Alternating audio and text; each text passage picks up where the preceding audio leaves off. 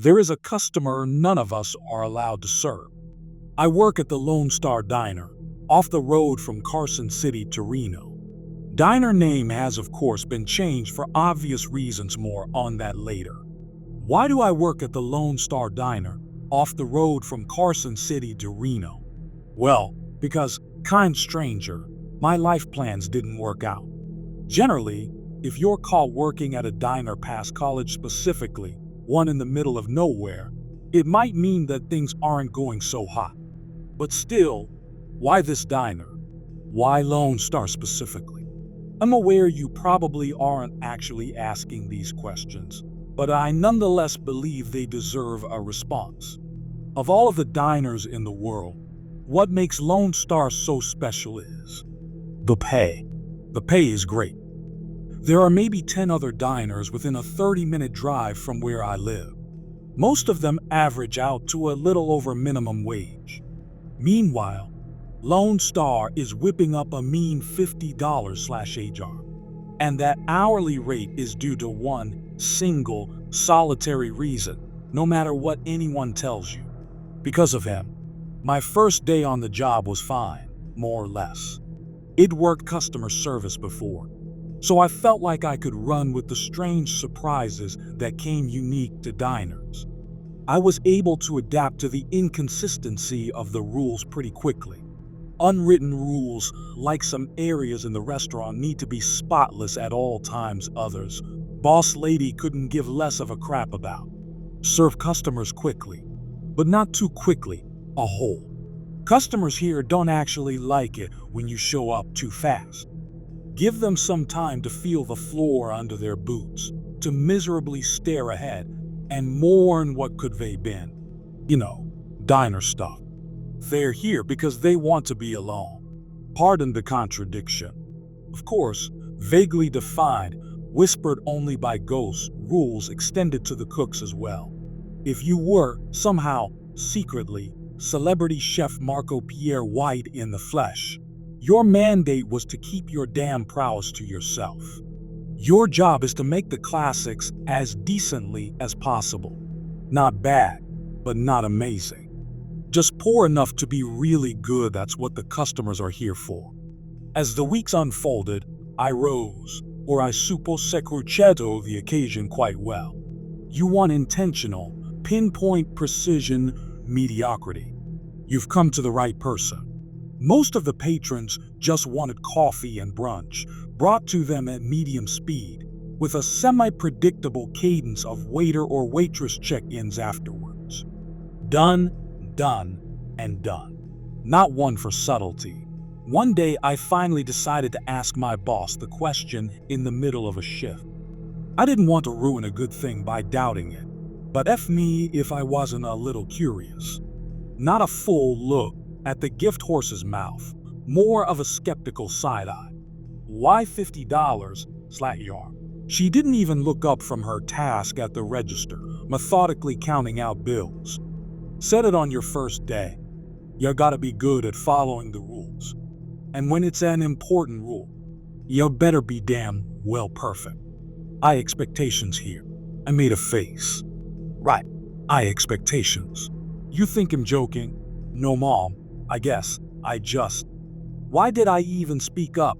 I just think you're running a really cool operation here. Cooler than you might realize. It's still work, but the whole thing seems fair?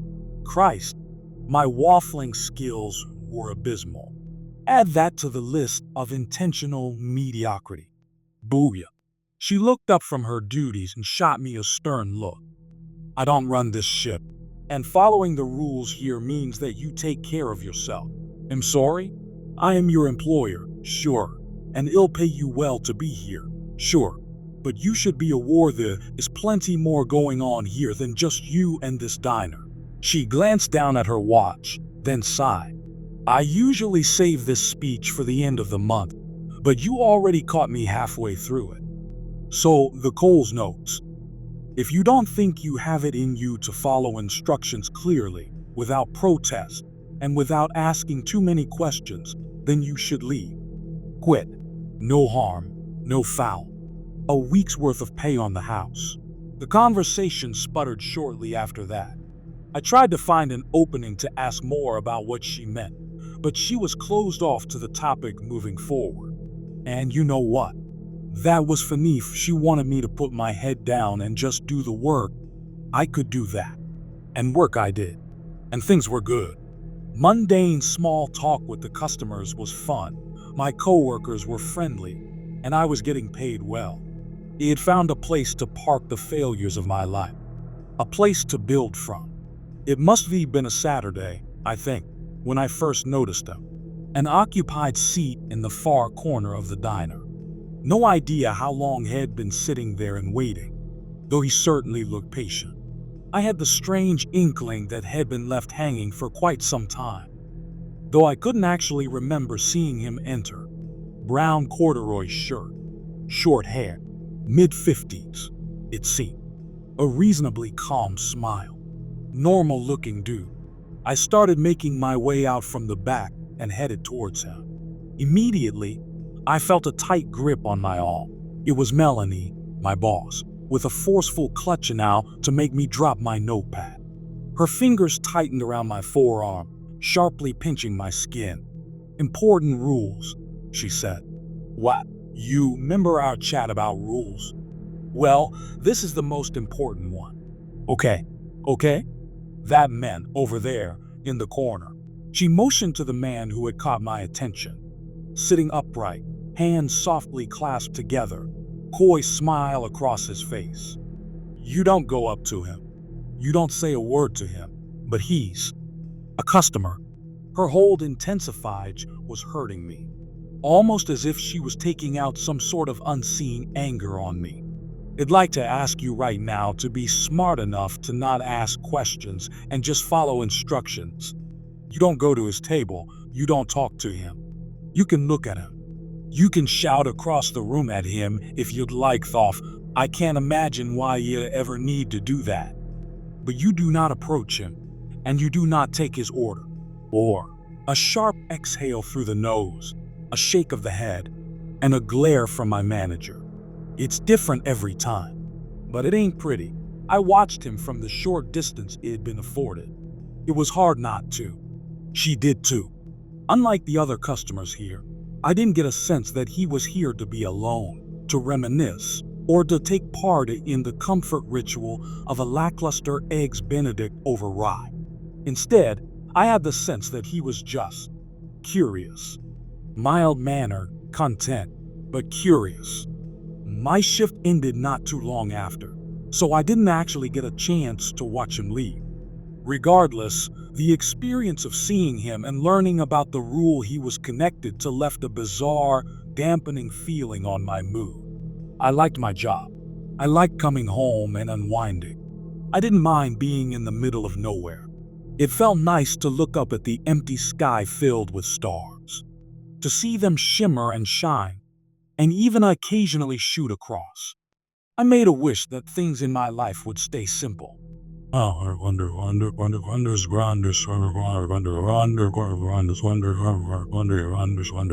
started to get a sense of his cadence. He'd usually show up once a month. The rare times I got to see him, he'd try to squeak in the odd question to my boss. Questions like, who is he? Where does he come from? And has anyone spoken with him? All mechanically met with, I don't know. And if you're scared, you're welcome to quit. Then, as fate would have it, one day boss lady fell incredibly ill. My coworkers and I had to convince her to go home midway through her shift, her sickness falling, uncomfortably, within the usual 1 to 3 day window at the end of the month when our customer would typically appear. And of course, there he was, right after she went home. To my benefit, the other waiters and waitresses working the rounds were well aware of his presence and knew exactly what to do whenever he arrived. All of them knew to steer clear of him. Nevertheless, driven by a foundational curiosity that I just couldn't shake, I used this opportunity to go for it. I shouted a single thing across the floor, knowing Melanie wasn't there to chide me. "Hello, sir.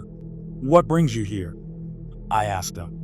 He turned his head from his fixed position in his seat and put a hand to his ear. Clever. I said, "What brings you here?" I called out again, a few notches louder this time, garnering some odd looks from our Thursday patrons. To my surprise, he spoke back. I'm not sure why I was expecting his voice to carry the tone of some twisted, demented demon, maybe the fear Melanie had instilled in me. The man sounded exactly how he looked. "I'm sorry, dear," he said. "I'm afraid I'm not sure what you're saying. Can you come over here and ask me again?" "No, I was good. And I don't mean to be rude about the service," he continued, "but it feels as if no one has taken my order for quite some time now." I let the exchange end there, diverting my attention back to the other guests. As always, Head eventually disappeared without fanfare, without the clatter of the entrance bell, or any sight or sound of his steps across the diner floor. Our backroom conversations about him remaining dreadfully short while he was there, just, he's here, and he's gone, and the odd, when we really needed to say it. I feel really weird about this. It took me a while to understand where my brazenness to address this strange middle-aged man came from. In truth, I was just afraid.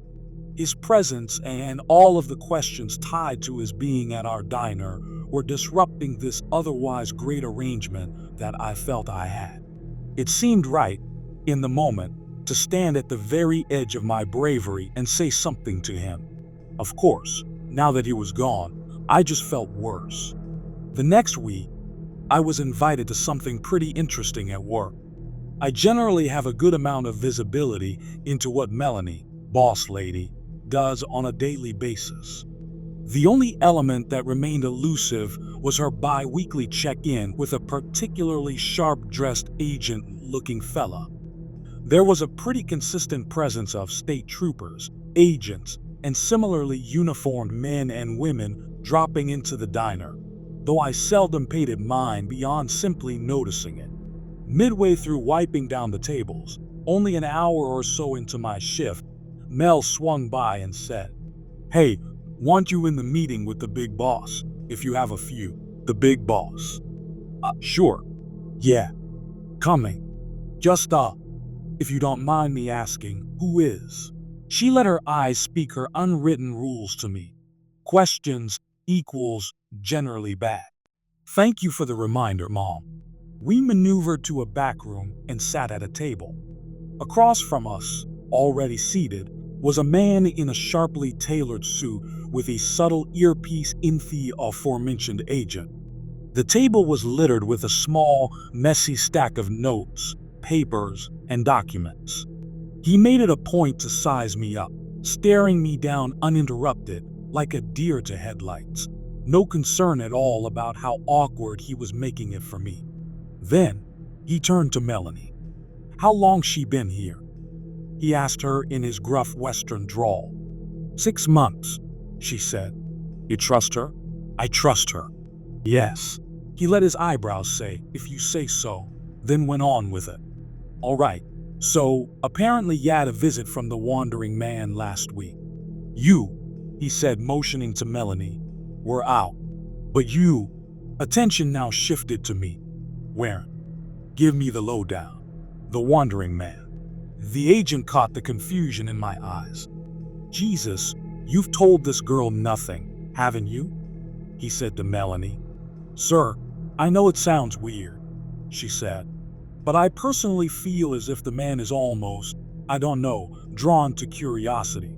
Like, maybe the less I say to those not already in the know, the better." "Wandering man," the agent cut her off, "is our nickname for the fella that sits in the corner of your fine little establishment.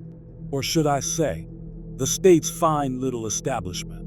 "I'm sorry," I asked. "That's correct. The state's." "Congratulations, Mom, you're part of a government operation." The wandering man, not just a cutesy little nickname, but our legal definition of this tricky little problem, is a phenomenon we discovered many years ago. At the time, Head just walked the desert landscape, chatting up unsuspecting strangers with bizarre questions. Everything fine, all hunky-dory. A little weird, sure, but nothing illegal.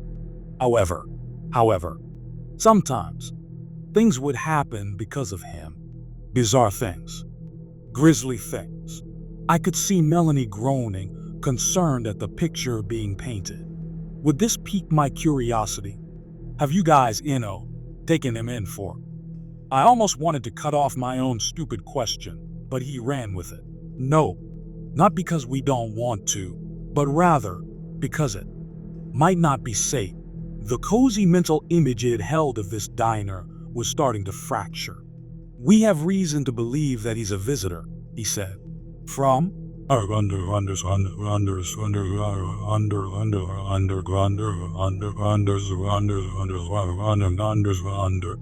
didn't attend another debrief after that.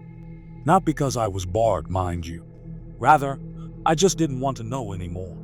My gut no longer held curiosity. There was just a low, aching dread there now. The agents and troopers spaced out and seated amongst the eatery were now just a glaring reminder of what my dingy diner job really was. The government cavalry would mostly show up around the end of month window the wandering man was set to arrive in. When he'd appear, they wouldn't do much more than examine him from their distant tables, subtly scribbling notes into notebooks. They'd always act the same. He would just sit there. He wouldn't give them, or use the diner employees much, to go on. Speaking of employees, I remembered something Melanie told me after my first month of working here, that the worker turnover at this diner was incredibly high. Knowing at the time what everyone got paid, it made absolutely no sense to me. Now, 7 months into the gig, alongside a completely new set of cooks, waiters, and waitresses from when it first started, it seemed firsthand just how true her statement was. None of the leavers claimed as much, but I'm sure the underlying premise of who the diner was really for became subconsciously clear to them during their time here. And it probably didn't sit all too well with them. I stayed, but not because of the pay. I'm actually not sure why I did. We had a new cast of rookie employees now. The ones who understood the vague terms of the situation, just as Melanie, I, and all former employees did, stuck around. Those who couldn't reconcile the situation with their inherent curiosity naturally filtered out. And then there was Malcolm. It was only his first week.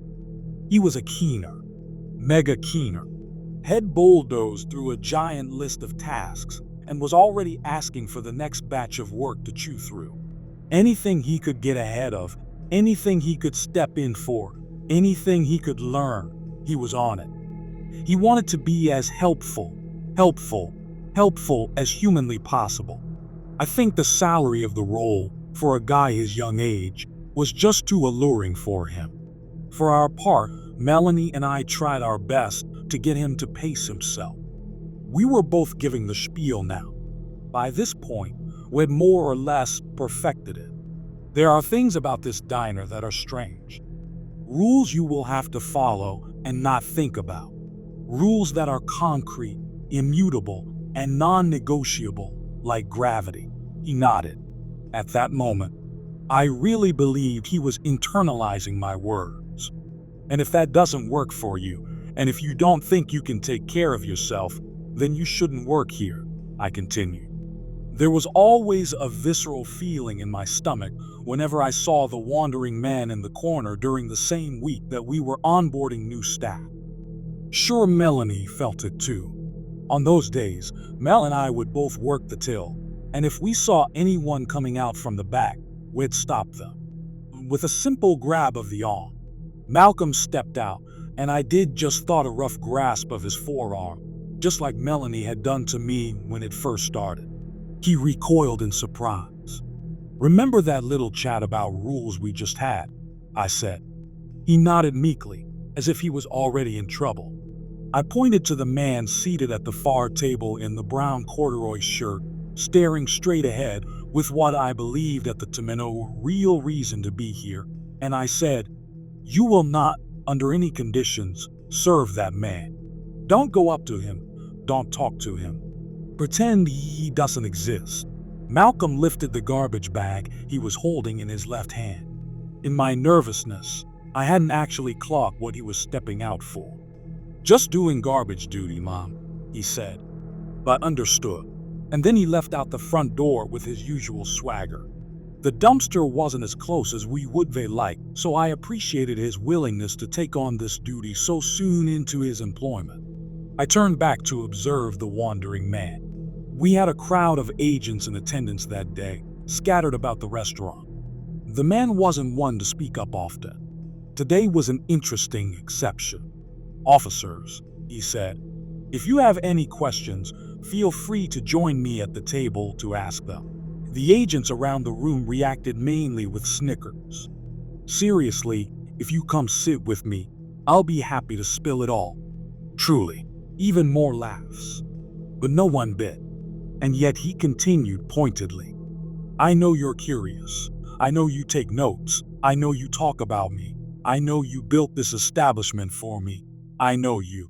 As I reconciled the fact that this was the most words it ever heard him string together in succession, I heard the chime of the bell. Door had opened. Malcolm was dusting his hands as he entered through the diner's side door. A door which was situated right beside the table the wandering man was seated at. It all happened so fast.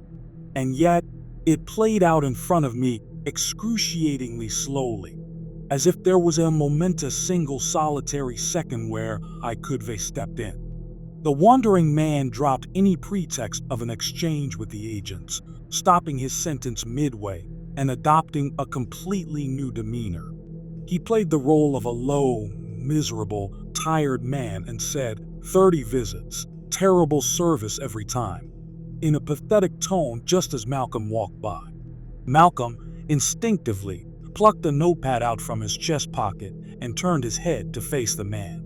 "Hey, I got you, Chief. I can have him ring something up for you. What are you?" And then Malcolm froze in place. And the wandering man's expression turned Cheshire cat wide. His neck alternated between tensing and fluttering, with what seemed to be undeniable excitement. The man started getting up from the table, and then, immediately, both of them were gone.